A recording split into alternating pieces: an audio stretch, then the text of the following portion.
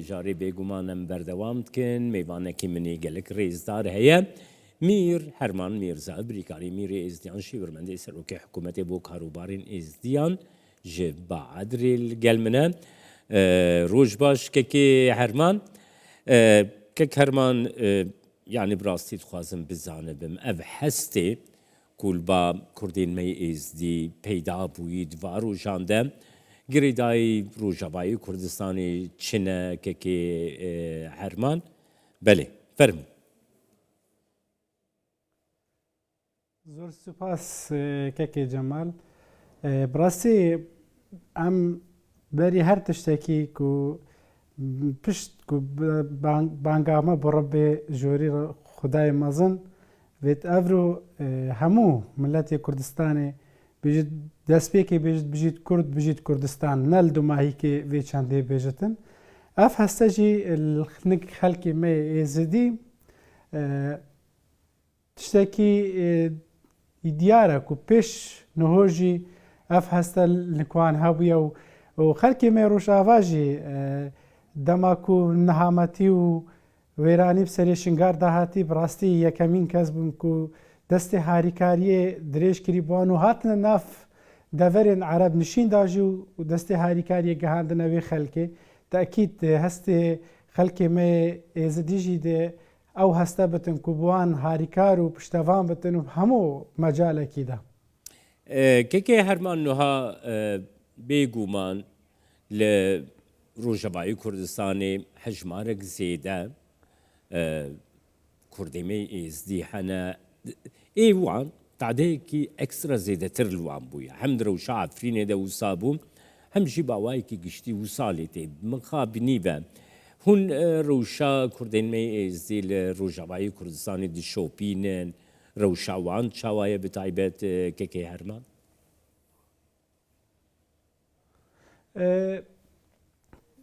تأكيد دخ روشاوان قيادة ازديا وازدي وخلقي دافري هموجي السرخطي نقل دا همو جيكي كو ازدي نشين الويجين نافا وملاتي داكو نشتجيا هر دما خطريك ديت السر وان دافرا ازدي زررمندت هر مزن الويچند دا نو خطت امامينا كوكش هر جيكي و كردستاني بتن تأكيد ازدی بربلاون و هر کبسر پوزه که و نزیک یکترن خلک یکودونا دما هرشیت ایتن او خدانن کوه هرشیت کن کو او دستیت پیش داد زانن ازدی کیه و خطر یا ازدیاتی بو پاش روجل بوان چنده تعدک هر مازن الواند کن دا کو ناسنامه گلی کرد ب ازدیات یکسر هندا کن هک ازدی نما تأکید روج بروجه كي هرمان بوغورا دا خويانيا ميري ازديان مير حازم هيا دسبيك داملي قهداري بكنم دي فقر النكتا كي هرمان هرش روجا عولدا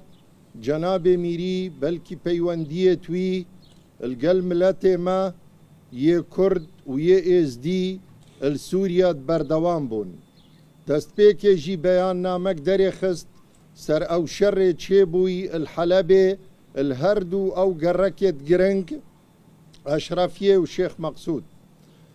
او شر بردوام بو مخابن وايرو امد بينين خلكي مي طنقافيا كما زندا في جاية فرمجي هلويست وراوستان دن هبتن ام ديار بكين تشاوا ام بشتفانت ملتي خوينا الروش آفاب قشتي و ابتايبتجي ام القل ملتي خوي ازدي داخوازا ميا سركيا جناب ميري او بو كو شر بسكنتن و افكيشنا باشتيانا بين چارا سركرن بلكي زمان شري زمانكي درنديا و اشخرابيه زيدتر تدانينا داخوازا مأوا كو زمان دانو ستاندني و ديالوكي او زماني زالبتن و بلكي ميريش برفي هندي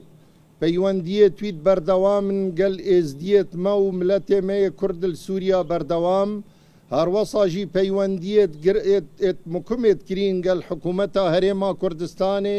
الگل حکومتا عراقی هر وصاجی الگل جفاک نيف دولتي بريا قنصلي وسفارة ولاطة يتكو الهوليري وبغداي بحمو رياجي داخوازا وي هندية كو شر نبتن كو افكي شاب دانوستاندني وديالوكي بيتا چارة سركرن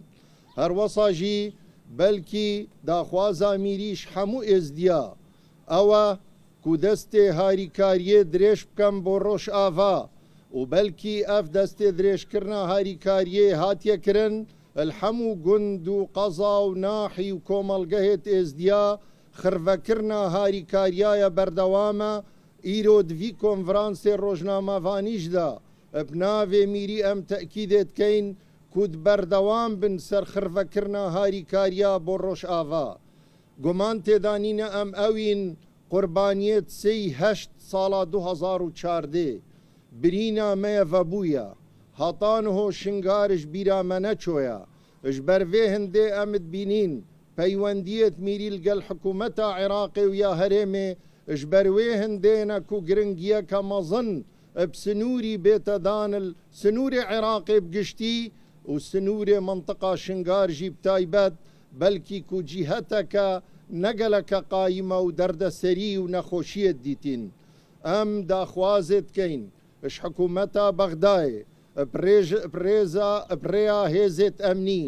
جێشێ عێراقێ هر وصا بريا بيشمرقت قارمان كو برافاني بيتكرن السنورة هر وصا جي داخوازا ما اوكو او كيشل سوريا جي ابدان وستاندني وديالوكي واشتيه بيتا شارة سركرن قدرا ميا ادفيدا فريدا بردوام ام قربانينا هي دارين او درد بسري شنغاري هاتي دوباره نبتن الحسكي وقامشلو او دفريت دي كوباني وحمو دفريت روشافا دليما روحا ما يلقر روشافا هي في دارين شرب سكنة وافكيشا اف بلايا مظن باشتيه ودانوستان دني بيتا شارة سركرن وسباسيا وحموات كين الدمايا في كونفرانسي هكا جماعة شون هكا وبتايبت جين ذاك بصيار هبن ام تشين جوابا بدين بس نقلك بس افا بنسبتي ما تشتي بياما ميري وجفاتا روحاني افابو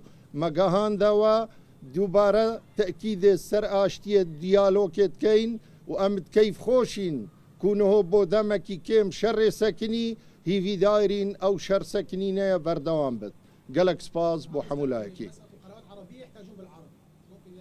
على الأقل مختصر بالعربي لقد ارتأينا اليوم كأمير للإيزيديين الأمير حازم تحسين سعيد بك والمجلس الروحاني الإيزيدي أن نعقد هذا المؤتمر الصحفي. بدون شك منطقة الشرق الأوسط تمر بوضع خطير وحساس، وبالذات الأحداث الأخيرة التي حدثت في سوريا أحداث خطيرة، أحداث تعرض بها المدنيين.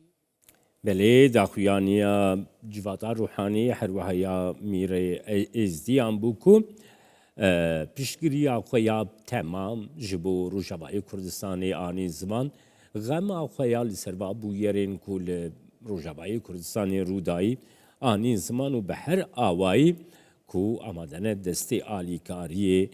بگهینن روجاوای کردستانی آستان آفخویی و آستا دروedejی کو میری ازدیان هم د آستان افخویده دن اف جواتا ازدیدن هر وها د آستا دروedejی بریا کنسول خانه و بالیوز خانه یان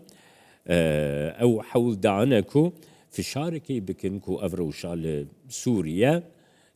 بریا دانوستان دنان بریا دیالوگی ورن چاره سرکن ام ودگرنا با عدری میر هرمان میرزا میوانی منه سلاف جارك دين كي هرمان بلي كي هرمان داخويانيا ميري ازديان د جهاد قوتنكو رحي برايتي لكردستاني دناف حمو اولاندا جبو روجاواي كردستاني هر حمان هستن گرنگيا في كي هرمان كو كردين رنگين جدا اولين جدا یک دنگ و یک ریز دنگی پیشگیری بو روجاوایی کردستانی تینن زمان گرنگی آوی تچواد نرخینه که هر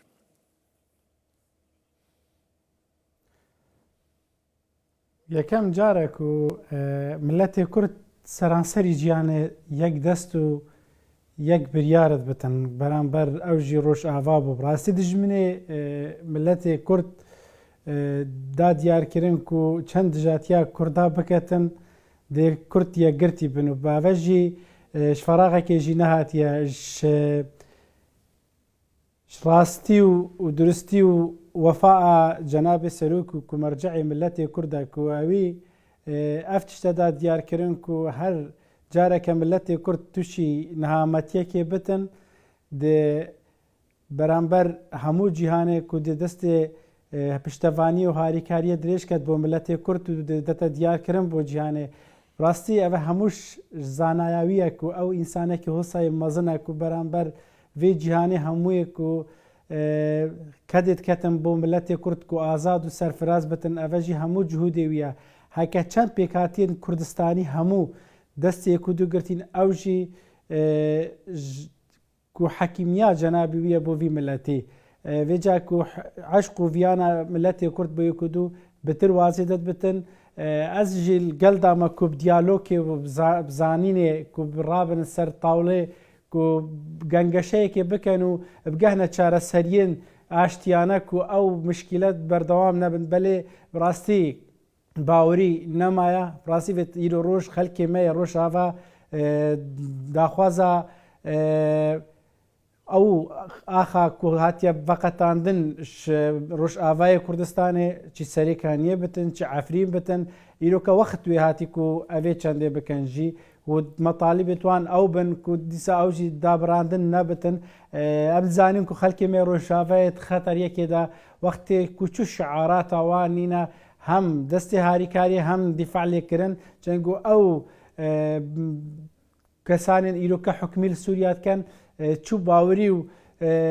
nîne ku tu gelwan da heta serî dimahîk bînî ku tu bêjî ku dîp aştiyane evê te çareserkirin heke zixtekê dewlî jî nebitin tu dibînî îroke jî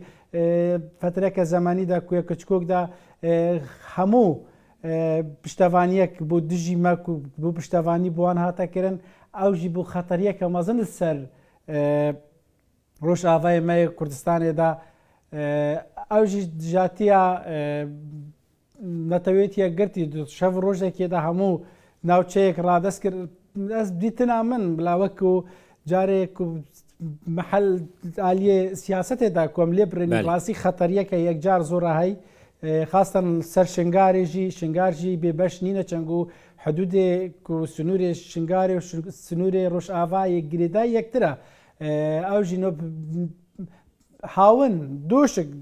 digehta ku deverê me ku sinûnê dûgurê gelek nêzîkê ku îroka hudûdê wanê temaz bû yek heke ev kekê herman tu zanî kekê herman ez bi xwe agahdar im ji vê yekê awayekî rasterast yanî ku Kurd Kurdên min êzdî taybet lê diaspora xwedî kargeriye xwedî bandorek li Almanyayê li welatên Skandinavya li Amerîkayê ku Kurd bi yekdest bi yekrêzî dengê xwe digihînin li welatên ku tê de ne kargeriya vê li ser raya giştiya wan welatan çawa dibe li gora baweriya te wekî welatê Almanya wekî welatên Skandinavya Amerîka fişara wan li ser desthilata demkî ya Sûriyê ji bo çareseriya pirsgirêkan dikarê xwedî fişarekê bê kekê herman û giringiya yekrêziya Kurdî wekî te diyar kirî li hundir û derve jî kargeriya wê çi ye kerem ke kekê herman hemû dewleteke ku vê cîhaniyên zilhêz herekî biryara xwe ya herekî bernamecî xwe siyasî darêjitin hem xetê xwe te eskerî li deverê tekîd teesîr wa hey belê nepû şêwazê ku pêtivî îroka baştirîn tişt ku tu çi cenabê serokê gotiye ke însan hebitin dinya hemû jî di piştevanî û harîkariya me ketin tu yê eke tu qo bibînî ku tu yê hey lê heke tu mitabaekê bikî ku tu rewşa nû ya دافرتي رادبورتنا كتو متابعي كي خطرترين جي السرانسري دافري شنگارا جبركو ليبرنال مباني نوجي اماجه فكري اف جروب تشكداري كو سر داعش وسر جبهه النصر فا يروكا يقرتنا بتر كراهي وكلا خودت زياده ريجن كو دين هموش واسك يزينامين او جو دست بيش داجي ام زانين كو چندين صاله دجمنن بابو خالد مبوينا چاوا يروكا دجمنن منابن همو تشكي ما جيبوان حلاله هكار ديسا مجتمع الدولي كو توي وقتي دا كل شر جهاني كي نهاد بانا باش كي شكرن الدفري كو بصدين فرمان افسري مداينين يروكا جي افات تمام كرين وان كسانا كو دين دجاتيو كلا خوديسا دمدارجن كو ريا هندك كاسين ديتر لي هكا ديتنا من كو بو خلكي ما مزيتو كو كو اكادار بنفي چاندي هكا شر نافين امريكا وايران الرودا تاكيد روبون دي نافين هيزن شيعين كويت عراقي جروب حشد شعبي وقلقل تبان شك دارا دي رودة يكم نقطة وشرط دس بيبكتن دل شنغار دس بيبكتن مدفن خلكي ما يهشيار بتن اهكادار بتل فيتشان دي چنگو سنين عراقي جي بيدقنا بن دس يخل دستي فان جروبا دي كتن افا معادلة كناية تقوهارتن انسان خو قشيمي سياستك يل في دافاريا واضح بكتن بيت خلكي ما يهشيار بتل فيتشان دي دا خودور كتن جبان همو